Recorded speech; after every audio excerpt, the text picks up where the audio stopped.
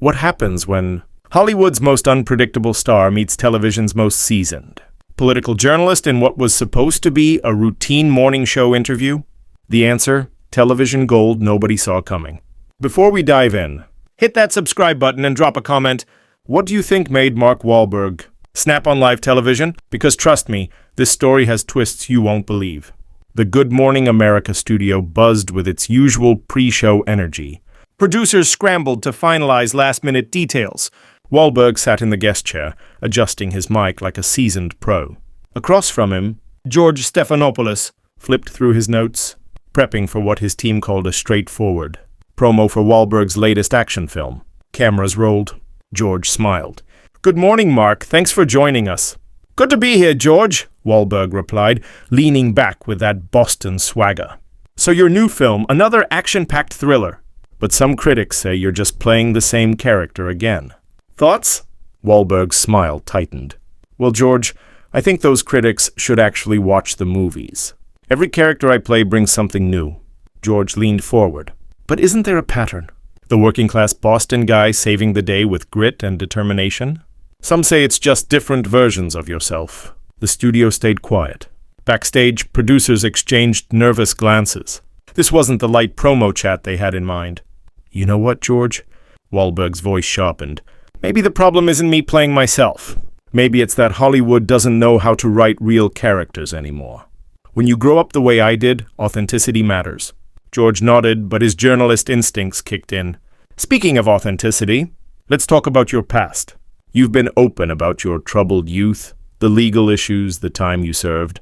Do you worry these roles glorify violence, given your platform?" Silence. Wahlberg's jaw tightened. "That's an interesting way to put it, George. Irresponsible, huh? Let me ask you something. Ever had to fight for your life?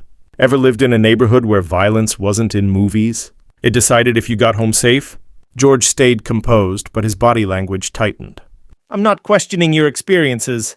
I'm asking about your responsibility as a role model." "Role model?" Wahlberg laughed bitterly. "George, I never asked to be a role model. I just wanted to tell real stories. But guys like you turn everything into a political headline." "I don't think asking about social responsibility is politics," George countered.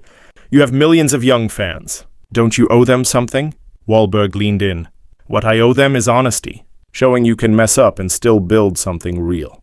What I don't owe them is perfection to make people like you comfortable." The studio went silent. Even the camera crew froze. George pressed on. "But Mark, don't you see the contradiction? You profit from portraying violence, yet claim to be a positive influence." That was the breaking point. Wahlberg stood up. "Profit? Let's talk about profit, George. News networks profit from fear.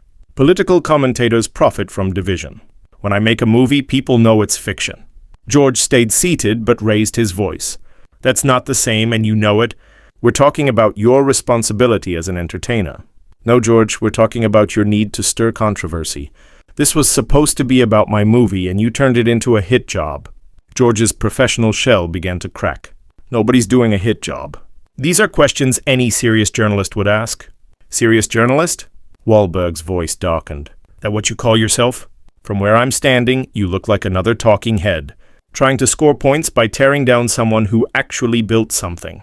George stood too. "Friendly interview over. I've been a journalist since before you made your first movie. I don't need lectures on integrity from someone whose idea of character development is learning new ways to throw punches." The insult hit like a blow. Wahlberg's face flushed. "That what you think I am? Just a lucky, muscle-bound idiot?" George adjusted his tie, nervous. "Mark, I never said you were an idiot.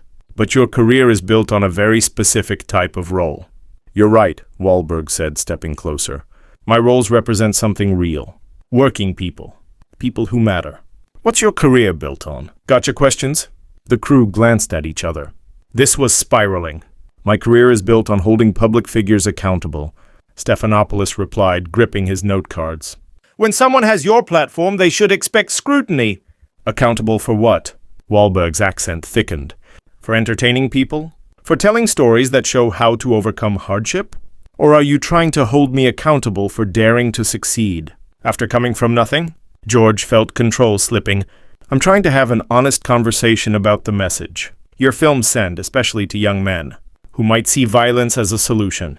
Violence as a solution? Wahlberg laughed bitterly. Have you even watched my movies or just read summaries your team printed? Because if you had, you'd know violence is almost always the last resort. And it shows how it damages those who use it.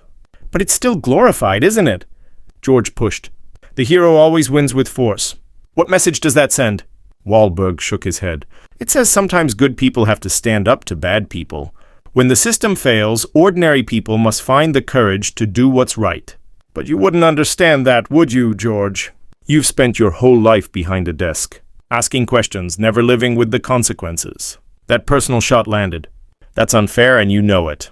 Journalism isn't about living. Every experience, it's about asking tough questions. Is it though? Wahlberg challenged. Because journalism now feels like creating narratives that fit whatever sells ads. You walked into this interview with a story already written. I came prepared to ask questions about your work and its impact, George snapped. If you can't handle scrutiny, maybe you shouldn't be doing publicity. Wahlberg's eyes flashed. Handle scrutiny? George, I've been scrutinized my whole life. By cops, judges, critics, people who think they know me because of where I came from. But I never hid behind fake objectivity. I own my choices. And what about the choice to walk away from this interview? George asked sharply. Because that's what this is, running away when it gets tough. That hit Wahlberg hard. He froze. You think I'm running away? George tried to regain ground. I think you're used to easy interviews. Talk about your workouts, your movies. But when someone challenges you, you get defensive. Defensive? Wahlberg repeated slowly. George, you want to see defensive? That's what you're doing, hiding. Behind your journalist badge so you don't have to admit. You came here looking for a fight. I'm doing my job. Your job? Your job should be informing people, not creating drama for ratings. But that's what this is really about, right? You need something viral. Because your show is losing viewers to streaming and social media. That one hurt. That's ridiculous. Good Morning America is still the top morning show. Is it though? Wahlberg pushed. Because I hear you're struggling to stay relevant. So you bring me in hoping I'll say something stupid. And now here we are. Nobody wanted you to say anything stupid, George defended. We wanted a real conversation about your work. Real conversation? Wahlberg scoffed. This isn't a conversation. This is you stirring outrage to trend on Twitter. Well, congrats. You'll get your clip. George's pride held firm.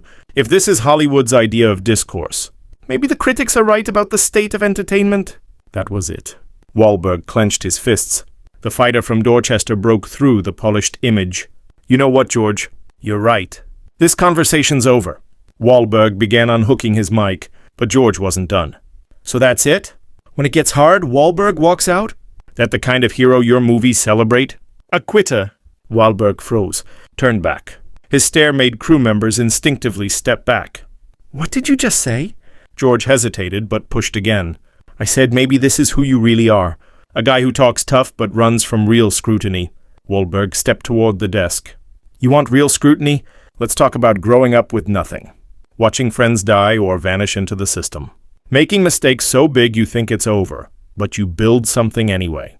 Mark, please, sit down, George said, voice thin. No, you called me a quitter, and I won't let that slide. At 15, getting arrested, I didn't quit. Trying to make it in music while everyone laughed, I didn't quit. Acting, they said I'd never make it. I didn't quit. The passion was magnetic. Even critics in the audience leaned forward. But here's what gets me. You sit there, Ivy League suit, judging my choices. Questioning if I'm a role model. If my work has value. If I deserve this success. But what have you built, George? What have you created? George tried to cut in. Mark, you're misunderstanding journalism. No, I understand it perfectly, Wahlberg cut him off. It used to inform. Now it tears people down. It spins the worst version of every story because conflict gets clicks. That's not what this is. Then what is it? Because it sure looks like a hit job. You invited me here to talk about my movie. Then spent 15 minutes trying to smear me. The studio director signaled for commercial, but cameras stayed on. No one dared cut away. Mark, you're being overly sensitive about your influence on culture. Overly sensitive? Wahlberg laughed bitterly. George, let me tell you about sensitive. Growing up poor, people assuming you're stupid because of your accent. Working your ass off and they call it luck. Trying to tell real stories and being reduced to guy who throws punches. I never said that. You didn't have to. It was in every loaded question. Every smirk. Every time you talk down to me. You're worried my movies glorify violence? But you're the one who came here looking for a fight. Truth hit the air like a hammer. Even George seemed to realize it. Look, maybe we got off on the wrong foot. Why don't we start over? Talk about your film. No, George, you don't get a do-over. You spent 20 minutes tearing me down. This is who you are. This is what you do. Build your career off others' discomfort. That's not fair. Fair? You question my character from behind a desk. With your polished image. With your narrative already loaded. And when it doesn't go your way, you say I'm the problem. George tried one more time. Mark, I'm sorry if you felt attacked. That wasn't my intention. Intentions don't matter, George. Actions do.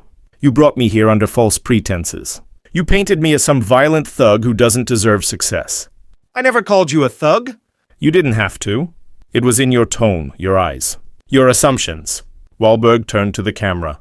You know what? I think the audience is smart. Smart enough to know the difference between fiction and reality. To appreciate stories of redemption.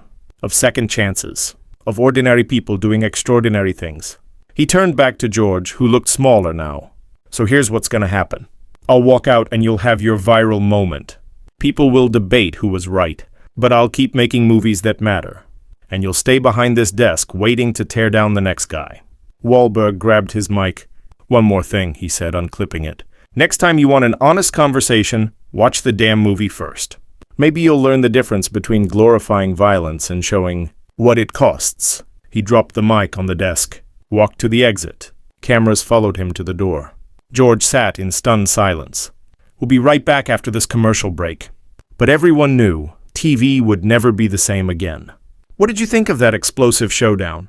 Was Mark Wahlberg out of line, or was George Stephanopoulos pushing too far? One thing's for sure, this wasn't your average morning show moment. It was raw. It was real. And it left everyone talking. Let us know in the comments whose side you're on, and if this changes, how you see celebrity interviews. And hey, if you enjoy powerful, dramatic moments like this, tap that subscribe button and turn on the bell icon, because we've got more jaw-dropping confrontations, behind-the-scenes drama, and truth-telling moments coming your way. Thanks for watching. Until next time, stay curious, stay bold, and stay tuned.